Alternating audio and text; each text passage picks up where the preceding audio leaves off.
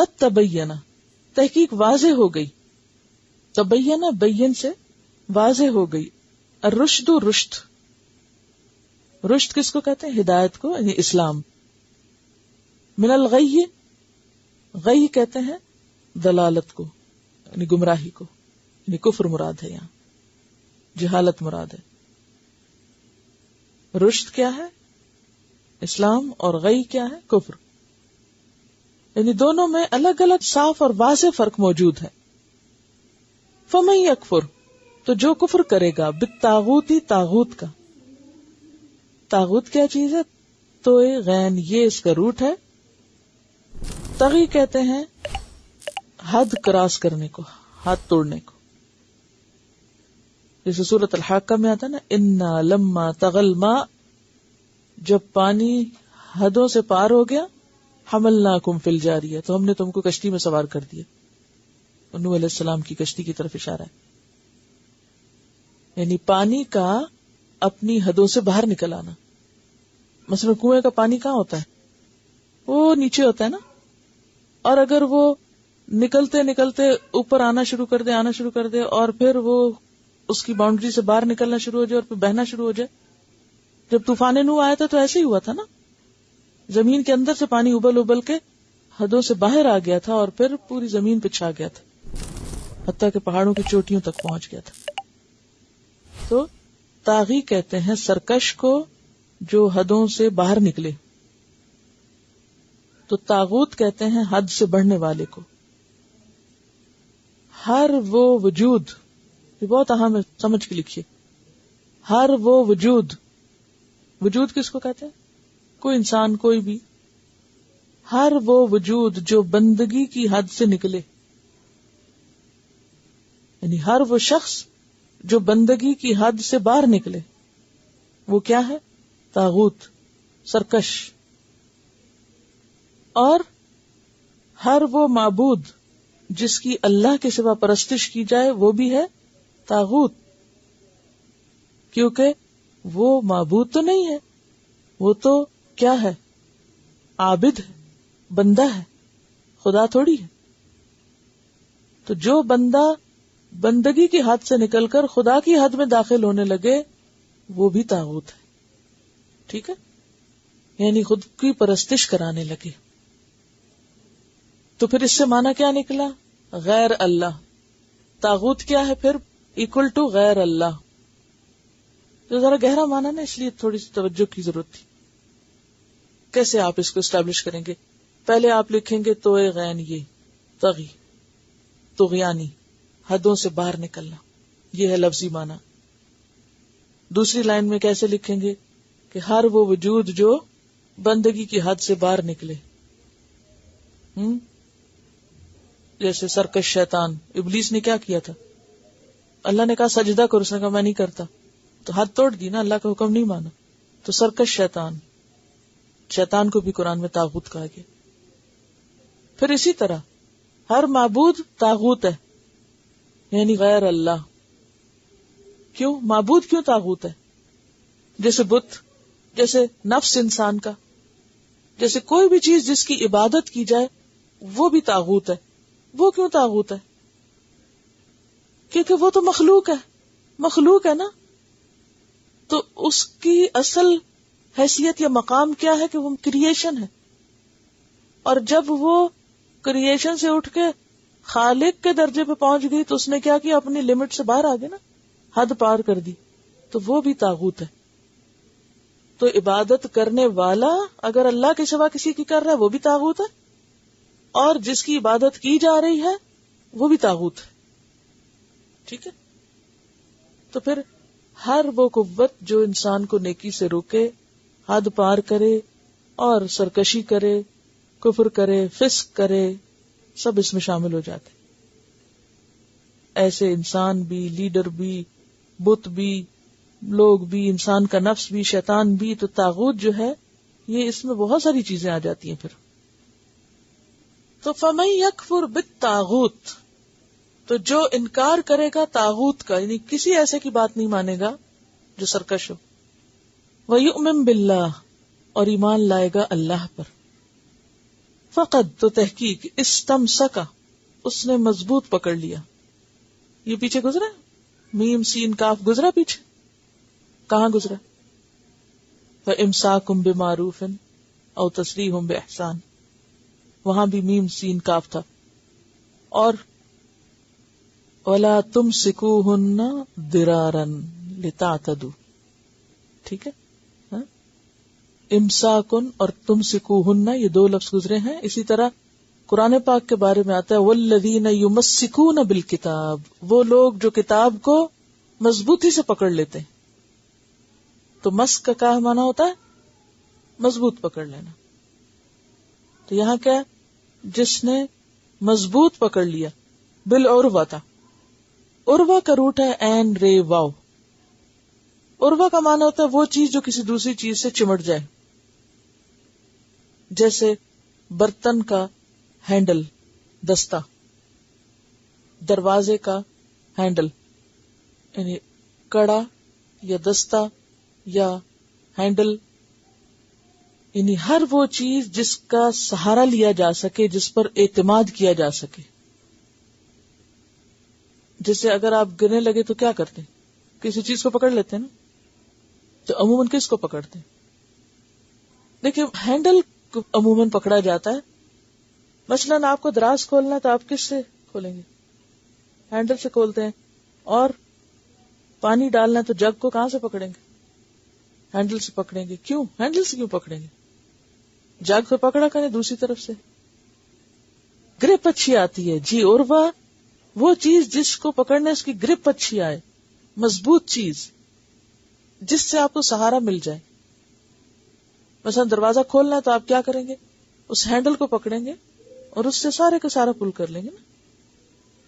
تو یہاں پر عروہ سے مراد یعنی کڑا. اسی طرح جو کاج اور بٹن ہوتے ہیں تو کاج کو بھی عروہ کہتے ہیں کیونکہ اس میں بھی سوراخ ہوتا ہے اور اس میں وہ کیا کرتا ہے, کس کو ہولڈ کر لیتا ہے؟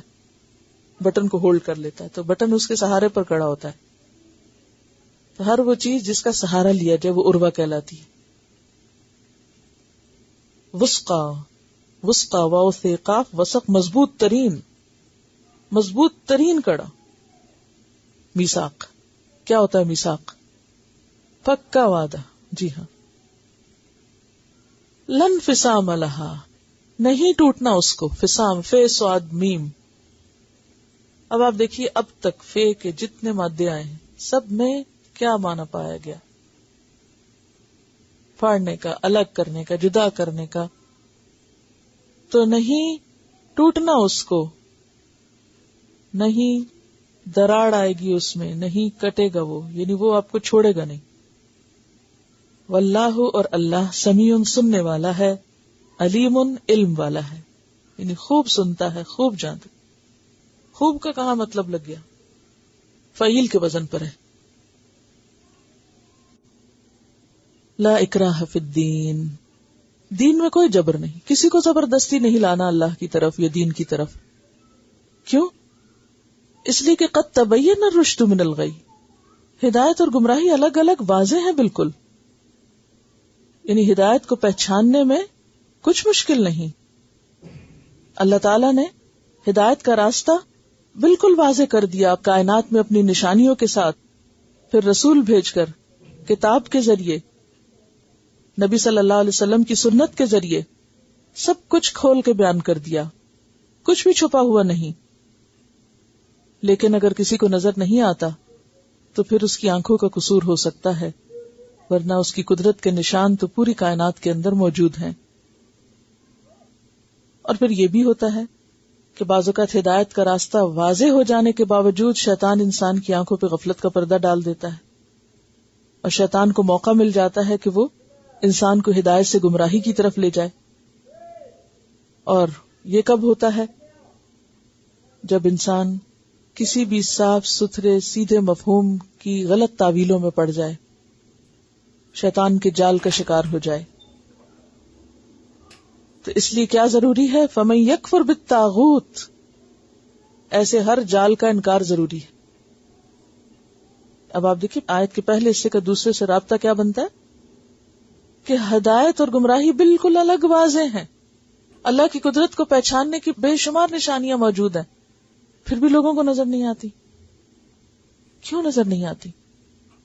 حیرت ہوتی ہے نا بعض اوقات. اتنا کچھ جاننے کے باوجود بھی انسان کیسے انجان بنا ہوا خالق سے؟ جب پتا ہے کہ یہ سب کچھ خود نہیں بن سکتا تو پھر کیوں نہیں کوشش کرتا یہ جاننے کی کہ وہ کون ہے جس نے بنایا؟ اور پھر اللہ تعالیٰ نے انسان کو ایسے بھٹکنے کے لیے چھوڑا نہیں، پیغمبر بھیج کے حقیقت کھول کے رکھ دی. اور یہ کتاب محفوظ ہے، ہر انسان کو ہدایت دینے کی ایک واضح دلیل کے طور پہ موجود ہے. لیکن پھر بھی شیطان اپنے پھندوں میں انسان کو پھنسا لیتا ہے. اس لیے ہر اس قوت کا، ہر اس طاقت کا، ہر اس شر کا، ہر اس کوشش کا انکار ضروری ہے جو انسان کو ہدایت سے دور لے جانے والی ہو. اسی لیے فرمایا فَمَن يَكْفُرْ بِالطَّاغُوتِ، جو کوئی طاغوت کا انکار کرے گا، یعنی ہر اس قوت کا جو اللہ کی پہچان کے راستے میں حائل ہونے والی ہے اور اس سے دور لے جانے والی ہے، وَيُؤْمِن بِاللَّهِ، اور اللہ کو مان لے گا، فَقَدِ اسْتَمْسَكَ بِالْعُرْوَةِ الْوُثْقَىٰ، اس کے ہاتھ ایسا مضبوط سہارا آیا جو کبھی بھی نہیں ٹوٹے گا. اب دیکھیے کہ انسان دنیا میں جس کو سہارا بنائے ہوئے ہے. پیچھے لفظ قیوم کی ہم نے وضاحت پڑھی نا، کہ قیوم کون ہے؟ جو ہر چیز کو تھامے ہوئے سہارا دینے والا، سب اس پہ ڈیپینڈنٹ ہے. لیکن انسان کی کمزوری کیا ہے کہ وہ ہر ظاہر نظر آنے والی چیز پہ سہارا لے رکھتا ہے. کبھی وہ مال کو سہارا بناتا ہے، کبھی وہ اولاد کو سہارا سمجھتا ہے، کبھی وہ دوستوں کو سہارا سمجھتا ہے، مادی سہاروں پر توجہ رکھتا ہے. اور ہوتا کیا ہے کہ سارے سہارے کمزور ہیں، سب کچے ہیں، کوئی ہمیشہ زندہ نہیں رہ سکتا. اگر وہ زندہ رہیں بھی تو وقت کے ساتھ ساتھ کیا ہوتا ہے؟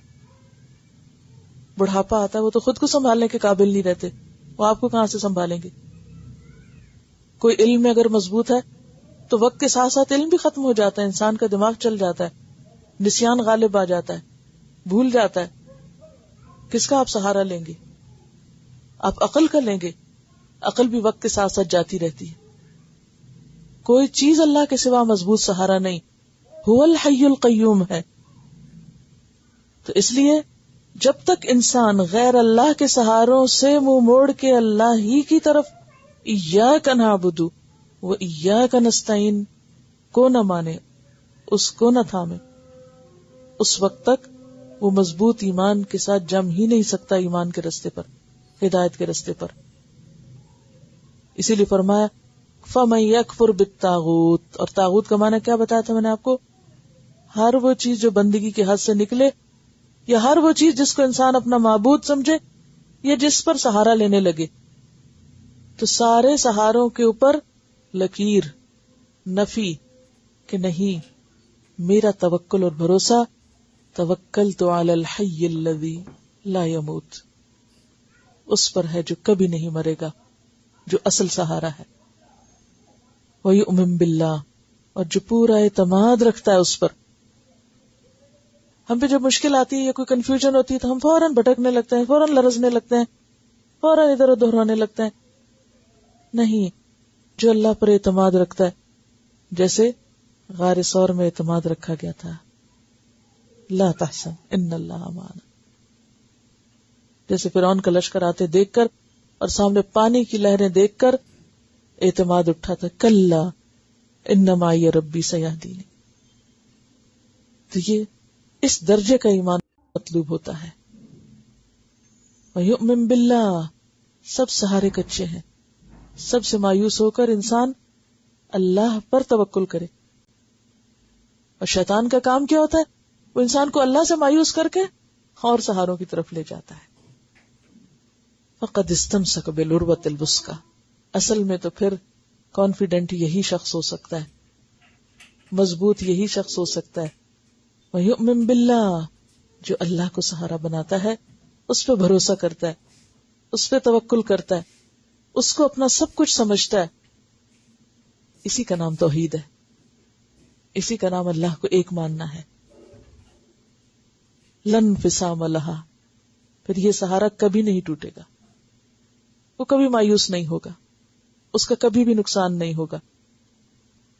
واللہ سمیع علیم، اور اللہ سننے والا ہے، جاننے والا ہے. اس کو سب پتا ہے کہ لوگ کیا کہتے ہیں اور کیا سوچتے ہیں اور کیا کرتے ہیں. اور یہاں سے یہ پتا چلتا ہے کہ جب تک شرک کی نفی نہ کی جائے، غیر اللہ کی نفی نہ کی جائے، جب تک یکفر بالطاغوت نہ کیا جائے، اس وقت تک یؤمن باللہ مکمل نہیں ہوتا.